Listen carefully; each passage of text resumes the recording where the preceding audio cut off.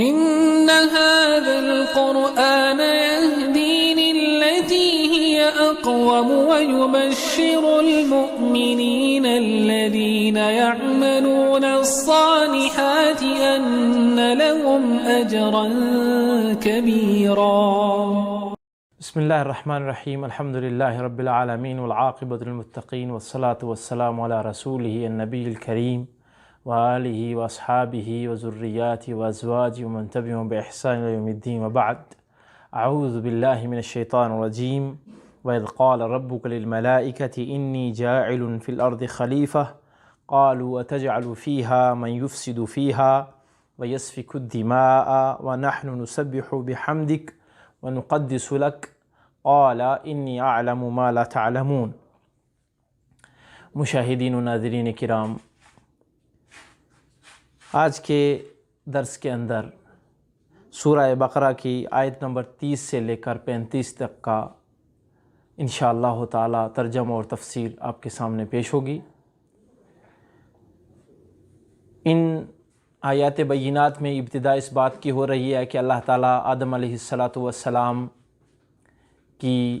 کو پیدا کر رہے ہیں، اور اس دنیا کے اندر ان کا وجود بنایا جا رہا ہے۔ بنائے جانے سے پہلے فرشتوں سے یہ پوچھا جا رہا ہے کیا یہ کام درست ہے یا نہیں درست، اس میں کیا رائے ہے، اور یہ رائے کمزور ہونے کی نشانی نہیں ہے، بلکہ اللہ رب العالمین نے جہاں پر اس بشریت کو اور اس بشریت کی تکریم اور تعظیم آنے والی آیتوں میں اس بات کا علم آپ لیں گے کہ کروانا مقصد تھا تاکہ فرشتوں کو یہ معلوم ہو جائے اور آنے والی انسانیت کو یہ معلوم ہو جائے کہ یہ بندہ انسان کتنا بڑا عظیم ہے، کتنا مکرم ہے، کتنا محترم ہے، اور اس کی تکریم کے اسباب کیا ہیں، اس پر انشاءاللہ گفتگو ہوگی۔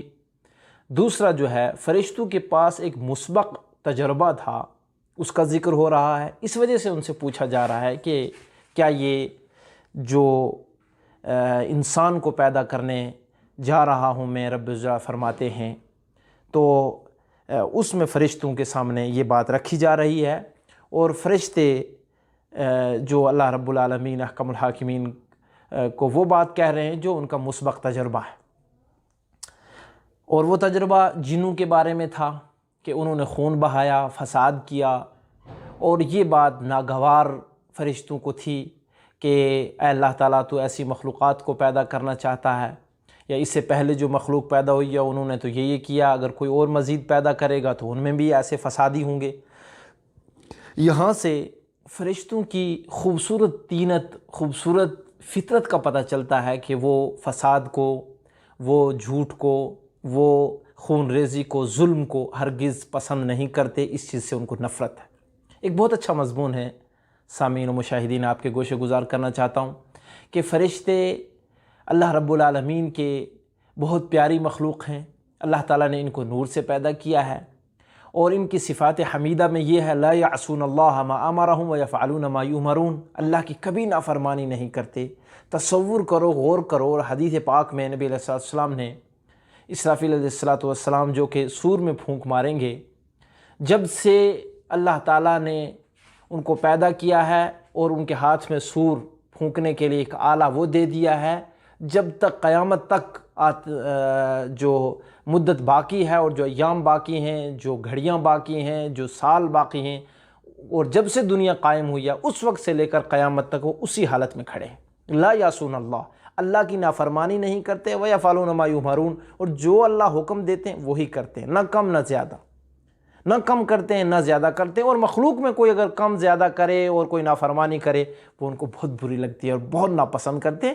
پیارے نبی علیہ السلام نے اسی لیے ہمیں فرمایا تھا اور حکم دیا تھا کہ ہم ان الملائکۃ تتأذی یتأذی منہ ابن آدم، نبی علیہ السلام نے فرمایا تھا کہ جس چیز سے ابن آدم کو تکلیف ہوتی ہے اسی چیز سے فرشتوں کو بھی تکلیف ہوتی ہے۔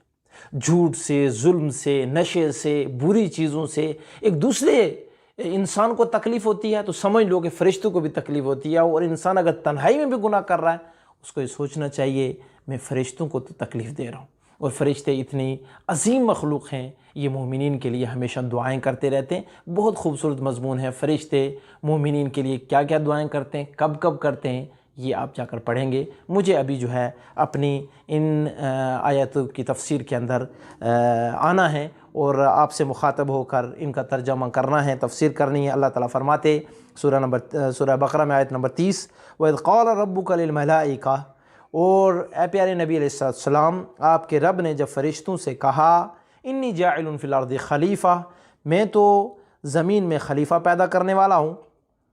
تو میرے بھائیو، خلیفہ سے مراد یہ نہیں ہے کہ اللہ تعالیٰ کا خلیفہ یا اللہ تعالیٰ کا نائب، اللہ کا خلیفہ یا اللہ کا نائب اس کلمہ کا معنی لینا درست نہیں ہے، غلط ہے اور بے بنیاد ہے۔ مثال کے طور پہ اللہ رب العالمین نے فرمایا کہ وَجَعَلْنَا اللَّيْلَ وَالنَّهَارَ خِلْفَةً لِمَنْ أَرَادَ أَن يَذَّكَّرَ أَوْ أَرَادَ شُكُورًا۔ اللہ قرآن پاک میں فرماتے کہ ہم نے رات اور دن کو بنایا اور اس کے پیچھے آنے والی بنایا۔ رات جاتی ہے، دن آتا ہے، دن جاتا ہے، رات آتی ہے، پیچھے آنے والا۔ تو یہاں خلیفہ سے مراد ہی نہیں ایک قوم کے بعد ایک قوم، ایک قوم کے بعد ایک قوم، برخلاف فرشتوں کے کہ ان کو ایک مرتبہ پیدا کر دیا گیا، ان کے پاس نسل نہیں ہے، لیکن انسانوں کے پاس نسل ہے، یہ ایک کے بعد ایک آنے والی قومیں ہیں۔ اس اعتبار سے اس کو خلیفہ کہا گیا ہے۔ اس معنی کو اچھے طرح سے سمجھ لیجیے۔ فرشتوں نے کہا، قالوا، کہا انہوں نے، اتجعل فیہا، کیا آپ اس زمین میں بنائیں گے، من یفسد فیہا، ان کو پیدا کرنے والے ہیں کہ جو اس میں فساد مچائیں گے، اور ویسفک، سفک معنی ہوتا ہے بہانا، الدماء، خون، دم ان کی جمع، ونحن نسبح، اور ہم آپ کی تسبیح بیان کرتے ہیں، بحمدک، اور حمد بھی بیان کرتے ہیں، اور آپ کی تسبیح، ونقدس لک، اور آپ کی تقدیس بھی بیان کرتے ہیں۔ تو رب الجلال احکم الحاکمین نے جواباً فرمایا، انی اعلم ما لا تعلمون، گویا فرشتوں نے کہا کہ ہم الہی آپ کی پاکی بیان کرتے ہیں، آپ کی تسبیح بیان کرتے ہیں، تقدیس بیان کرتے ہیں، یعنی ہر وقت اللہ کی عبادت میں فرشتے لگے ہوئے، ہر وقت اللہ تعالیٰ کی عبادت۔ اس تفصیل میں نہ جاتے ہوئے مجھے یہ بات کہنی ہے، اللہ نے فرمایا جو میں جانتا ہوں تم نہیں جانتے۔ صاحب تفسیر کیا کہتے ہیں، غور سے سنیے۔ وہ کہتے ہیں کہ میں جو جانتا ہوں وہ تم نہیں جانتے، یعنی ایسا نہیں کہ سب انسان سفاک الدم ہوں گے، ظالم ہوں گے، خون بہانے والے ہوں گے۔ ان میں انبیاء ہوں گے، ان میں زہاد ہوں گے، ان میں شہداء ہوں گے جو اللہ کی رضا کے لیے اپنی جان دے دیں گے، ایسے بھی ہوں گے۔ ان کی اطاعت کے ذکر جو ہے آسمانوں میں ہونے لگیں گے، خلقت ان سے دنگ رہ جائے گی کہ کیا ایسی بھی کوئی اطاعت کر سکتا ہے، ایسا بھی اللہ کو خوش کر سکتا ہے کہ اپنی جان کا نذرانہ پیش کر دے۔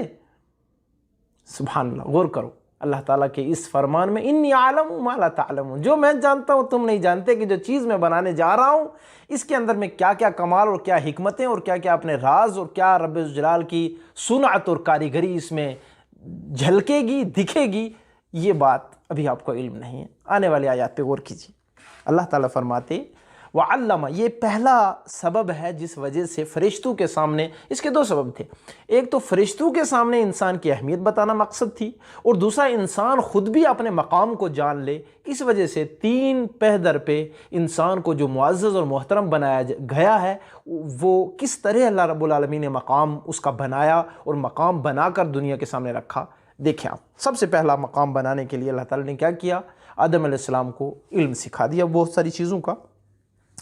ثم عرضهم على الملائکہ، پھر وہ چیزیں جو ہے فرشتوں کے سامنے رکھی، فرشتوں کے سامنے پیش کر دیں۔ فقال، اللہ پاک نے فرمایا، انبیونی، نبأ کہتے ہیں خبر کو، انبیونی، بتائیے ان کے بارے میں مجھے، باسماء ہؤلاء، ان چیزوں کے نام۔ بعض نے کہا وہ یہ چیزیں یہ تھیں، یہ تھیں، یہ تھیں، اس تفصیل میں نہیں جاؤں گا، بہت ساری چیزیں تھیں۔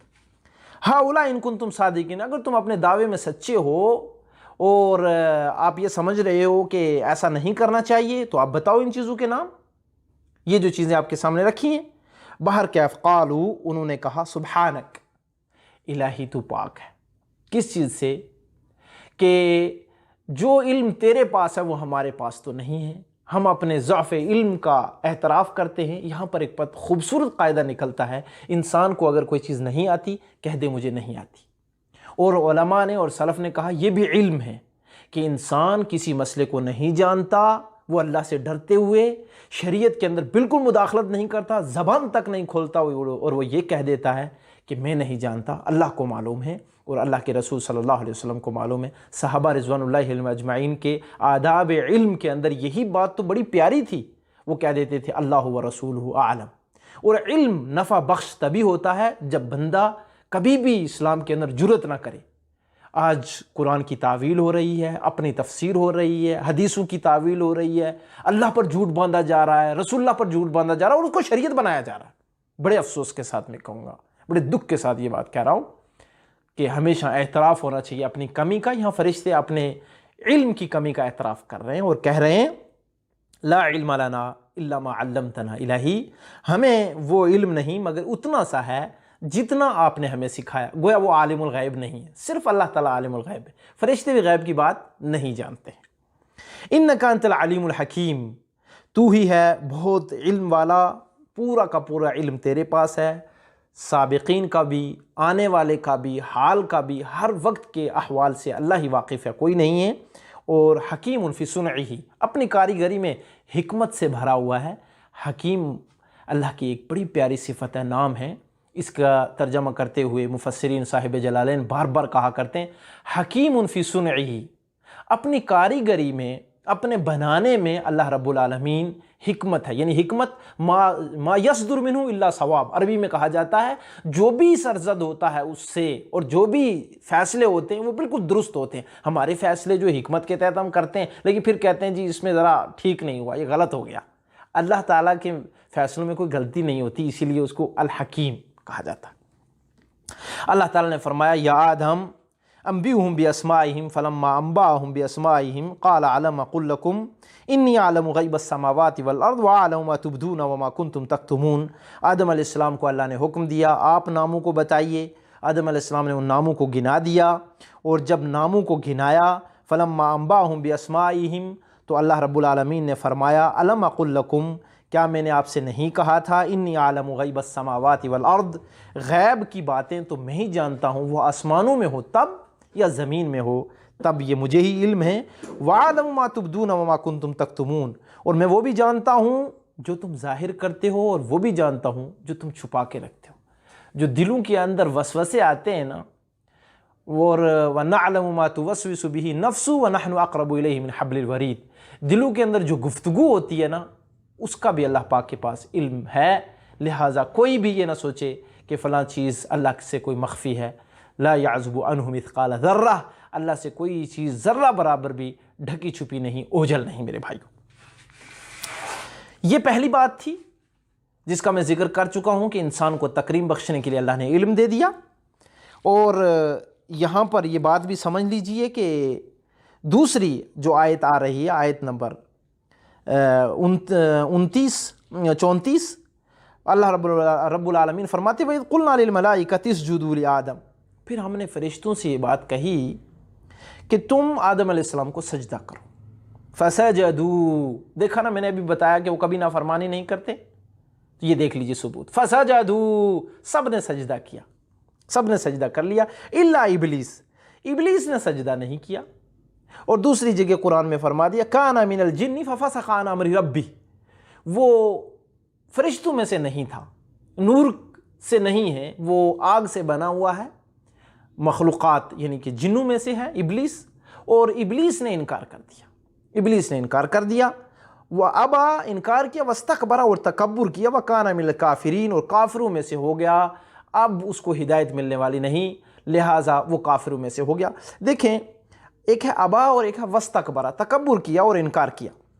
یہاں پہ میں آپ کو بتا دوں کہ یہ جو تکبر کرتے ہوئے انکار کرنا ہے نا، یہ انسان کو ہدایت سے بے توفیق کرنے والا عمل ہے۔ اور خصوصاً تکبر کب آتا ہے؟ جب انسان اپنے آپ کو بالکل درست سمجھنے لگے، میں ٹھیک ہوں، میں اس سے بہتر ہوں، میں اس سے اعلیٰ ہوں۔ ایسا ہی شیطان نے بھی کیا، ایسا ہی ابلیس نے کہا۔ سورہ اعراف میں پورا ذکر موجود ہے، جا کر خوبصورت طرح سے پڑھ لیجئے۔ میں یہاں پر ایک بات کہہ دینا چاہتا ہوں اس نے کیا کیا؟ اپنی عقل کو اللہ کے حکم پر ترجیح دی. اور آج بھی کچھ لوگ امت مسلمہ کا ایک گروہ ایسا کر رہا ہے، بہت سارے گروہ ہیں، ان کی گمراہی کا سبب یہی ہے. اسی وجہ سے ان کو گمراہ فرقہ کہا جاتا ہے کہ یہ فرقہ گمراہ ہے اور یہ اس کی باطل فکر ہے. سبب کیا ہوتا ہے؟ وہ عقل کو شریعت کے اوپر ترجیح دیتے ہیں. جی عقل نہیں مانتی، فلاں چیز عقل کہتی ہے تو ہم کر رہے ہیں. دیکھو شیطان بھی عقل کو دوڑاتے ہوئے کیا کہتا ہے؟ انا خیر منہ خلقتنی من نار وخلقتہ من طین. میں سجدہ کیوں نہیں کر رہا ہوں؟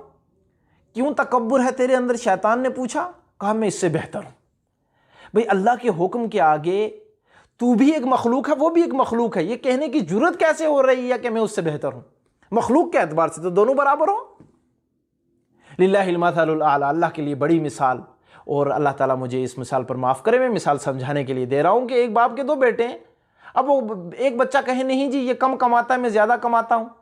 بھئی بچے تو آپ دونوں برابر ہیں اور وراثت میں دونوں کا حق برابر ہوگا. نالائق بھی وہیں ہیں، لائق بھی وہیں ہیں، کیونکہ وہ ایک باپ کے فرزند ہیں. اللہ کے لیے بڑی مثال. اس مثال کو بتانا مجھے صرف اپنے اور آپ کے ذہن میں یہ بات بٹھانا ہے کہ انسان اور فرشتے اور اسی طرح سے جن اور ان میں سے بھی ابلیس ہے، سب خلقت کے اعتبار سے اللہ کے پاس برابر ہے. سب کو حکم ماننا ہے، سب کو حکم ماننا ہے. اس نے حکم ماننے سے انکار کر دیا اور اپنی عقل کو اللہ کے حکم پر ترجیح دینے لگا تو گمراہ ہو گیا، مرتد ہو گیا. مرتد کا معنی رجیم کا معنی، مرتد کا معنی، اور رب الجلال نے ملعون کہا ہے. لعنت کا معنی سمجھتی ہو کیا ہوتا ہے؟ ان تینوں کا معنی الطرد من رحمت اللہ، اللہ کی رحمت سے دور کر دینا، اللہ کی رحمت اس کی زندگی سے لے لینا. اور جس شخص کی زندگی سے اللہ کی رحمت ہٹ جائے وہ سمجھو کہ اس کی دنیا اور آخرت دونوں جو ہے برباد ہے، خسارہ ہے اور گھاٹا ہے. والعیاذ باللہ، اللہ ہم کو بچا کے رکھے. یہ بات بتانی مقصود تھی اور یہ بہت اہم بات ہے. دوسری مثال سمجھنا چاہتے ہیں وہ بھی سمجھ لیجئے کہ عقل کو کبھی حکم پر ترجیح نہیں دینی چاہیے. نوح علیہ السلام کا بیٹا، اللہ رب العالمین احکم الحاکمین نے نوح علیہ السلام کو کشتی بنانے کا کہا. لمبا واقعہ ہے، مقصود مجھے یہ بتانا ہے. بیٹے کو بھی کہا بیٹے آؤ، اللہ تعالیٰ کا عذاب آ جائے گا، اللہ نے فیصلہ کر دیا ہے، کشتی پہ سوار ہو جاؤ اور جلدی جلدی جو ہے یہاں سے نکل جاتے ہیں. تو بیٹے نے، یہ اللہ کا حکم تھا جو نوح علیہ السلام نے اپنے بیٹے کے گوشے گزار کیا، بچے کو سمجھایا. لیکن بچے نے کیا کیا؟ اللہ کے حکم کے اوپر اپنی عقل کو ترجیح دینے لگا اور عقل کے گھوڑے دوڑانے لگا اور کہنے لگا سآوی الی جبل یعصمونی من الماء. سورہ نوح کے اندر، دوسری سورتوں کے اندر جا کے پڑھیے اس پورے واقعے کو، نوح علیہ السلام کے واقعے کو، آپ کو سمجھ میں آ جائے گا کہ میں پہاڑ پر چڑھ جاؤں گا اور پہاڑ پر چڑھوں گا تو وہاں پر پانی نہیں پہنچ پائے گا، عذاب نہیں آ پائے گا، لہذا میں بچ جاؤں گا. تو نوح علیہ السلام نے فرمایا تھا لا عاصم اليوم من امر اللہ. اے بچے، اللہ کے حکم سے نہ پہاڑ بچا سکتے، نہ صحرا بچا سکتا، نہ آسمان بچا سکتا، کوئی چیز نہیں. جب اللہ کا حکم آ جائے پھر فرما برداروں ہی کو اور جو اس کشتی کے سوار اندر ہوں گے وہی بچ پائیں گے، باقی کوئی نہیں بچ پائے گا. اور ایسا ہی ہوا. وہ پورا واقعہ آپ کے سامنے. میں یہ کہنا چاہتا ہوں شریعت کے اندر تعویل مت کیجئے، شریعت کے اندر عقل مت دوڑائیے. ہاں جہاں پر سمجھنے کا کام مسئلہ اس کے اندر ذہن لگائیے، اس کے اندر سوچ کو دوڑائیے. لیکن آپ ایسی عقل دوڑائیں کہ اس حکم کا انکار کرنے لگیں کہ میری عقل نہیں مانتی، اس سے منع کیا جا رہا ہے. یہ سن لیجئے اور سمجھ لیجئے. وَقُلْنَا يَا آدَمُ اسْكُنْ، اور اس کے بعد کی آیت نمبر 35 جو آخری آیت ہے آج کے درس کی، اللہ تعالیٰ فرماتے ہیں ہم نے آدم علیہ السلام کو کہا. یہ تیسری عزت اور احترام میں یہ تیسرا حکم ہو رہا ہے. پہلا علم کے ذریعے معزز کیا، پھر سجدہ کروایا اور سجدہ تکریمی تھا، تعبدی نہیں تھا، عبادت کے لیے نہیں تھا. اب شریعت محمدیہ صلی اللہ علیہ وسلم نبی علیہ السلام نے فرما دیا اب تو تکریمی بھی، کوئی کسی کو عزت و احترام میں بھی سجدہ کرنا جائز نہیں ہے. عبادت کے لیے تو نہ پہلے تھا، نہ اب ہے اور نہ بعد میں ہوگا. لہٰذا یہ تیسری عزت افزائی کی بات یہ ہے کہ اللہ تعالیٰ نے آدم علیہ السلام کو پیدا کیا تو اس کے عزت و احترام اور وقار کے لیے اور مقام کو بتانے کے لیے اس کا مسکن جو ہے وہ جنت رکھا. اللہ مجھے آپ کو بھی نصیب کرے. سامعین و مشاہدین، اصل ہمارا ٹھکانہ، اصل ہماری جائے پناہ وہ جنت ہے. اور یہ ان کے لیے ہے اب کہ جو اس کے لیے محنت کرے، جو ویسا کرنا چاہے، اس کو حاصل کرنا چاہے. اصل جو ہے بشریت کے لیے اللہ رب العالمین نے ثقلین کے لیے یہ رکھا ہے کہ جو بھی ایمان لائے گا، نیک عمل کرے گا، اس کا ٹھکانہ جنت ہے. اس بات پر انشاءاللہ اگلے درس پہ گفتگو ہوگی. بس مجھے یہ بتانا تھا کہ عزت کے لیے، انسان کے مقام کو بلند کرنے کے لیے اللہ تعالیٰ نے اس کا مسکن کیا رکھا؟ جنت رکھ دیا۔ کہا آپ اے آدم، آپ بھی آپ کی بیوی بھی جنت میں رہو، اور خوب وقولا راغدن، دونوں کے دونوں، منہا راغدن حیث شئتما، خوب جہاں سے چاہو فراغت سے کھاؤ پیو، ولا تقربا هذه الشجرہ، اور اس درخت کے قریب نہ جانا، اگر جاؤ گے فتکونا من الظالمین، تو گنہگار ہو جاؤ گے۔ اب یہ شجرہ، بعض نے کہا گندم، بعض نے کہا کچھ، بہرکیف درخت تھا، اور درخت کو چھونے سے، اس سے فیض لینے سے، یعنی کہ کسی قسم کی بھی اس کو کسی قسم کا بھی استعمال کرنے سے اللہ تعالیٰ نے منع کر دیا تھا کہ اس سے چھونا نہیں، اس سے کوئی فائدہ حاصل نہیں کرنا ہے، اور اگر ایسا کرو گے تو گنہگار ہو جاؤ گے، لہٰذا اس سے بچنے کا کہا تھا۔ یہاں پر ہم درس ختم کرتے ہیں، اور انشاءاللہ اس سے آگے کے درس کو کل انشاءاللہ پڑھیں گے۔ اور عملی گوشوں میں سامعین و مشاہدین، اسلام ان آیات بینات میں اللہ تعالیٰ نے جو اس انسانیت کی تکریم کی ہے، ان کے 3 سبب میں نے بتائے، لہٰذا ان تینوں سببوں کو جا کر عملی گوشوں میں اچھے طرح سے اپنی تفسیر میں گھر میں بیٹھ کے پڑھیے۔ دوسری چیز عملی گوشے میں یہ ہے کہ علم انسان کے وقار و احترام کو بلند کرتا ہے اور کرتا رہے گا۔ علوم نافع میں بڑھ چڑھ کے خود بھی اور اپنے بچوں کو بھی، اپنے اہل خانہ کو بھی آگے بڑھائیے، امت مسلمہ کو آگے بڑھائیے۔ علوم نافع سے مراد سب سے پہلے قرآن کا علم ہے، حدیث کا علم ہے، رسول صلی اللہ علیہ وسلم کی سیرت کا علم ہے، صحابہ کے منہج کا علم ہے۔ اس کے بعد جو بھی جس کو عصری اور دینی، یہ تمام علوم نافع ہیں، لیکن ترجیح جو ہے ان کو دیجئے، اور اس کے ساتھ سائنس سیکھیے، انگلش سیکھیے، میتھ سیکھیے۔ علوم نافع یعنی کہ وہ علوم ضارہ نہیں سیکھنے ہیں جن کا سیکھنا حرام ہے، قمار بازی ہے، جادو ہے، ٹونا ہے، کوہان ہے، ایسے یہ علوم ممنوعہ و ضارہ ہیں، ان کو نہیں سیکھنا ہے۔ علوم نافع میں بڑھ چڑھ کے آگے حصہ لیجئے، اور یہ عملی گوشہ اپنے ذہن میں ہمیشہ رکھیے اور جان لیجئے، اسی وجہ سے انسان کو اللہ رب العالمین نے علم اور فضیلت دی ہے، اور اس کا بڑا احترام کیا ہے سب کے سامنے۔ دعا گو اللہ کہنے والے اور سننے والوں کو عمل کی توفیق دے، آمین۔ وصلی اللہ علی النبی الکریم۔ السلام علیکم ورحمۃ اللہ وبرکاتہ۔